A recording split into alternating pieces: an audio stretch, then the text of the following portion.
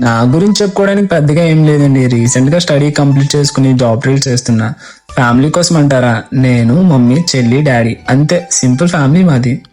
ఖాళీగా ఉన్న టైంలో స్విగ్గీ ర్యాపిడో చేస్తూ ఉంటా. ఏంటి స్విగ్గీ ర్యాపిడోనా? అవును, స్విగ్గీ ర్యాపిడో అంటే నాకు ఇంట్లో వాళ్ళ మీద డిపెండ్ అవ్వాలని ఇష్టం లేదండి.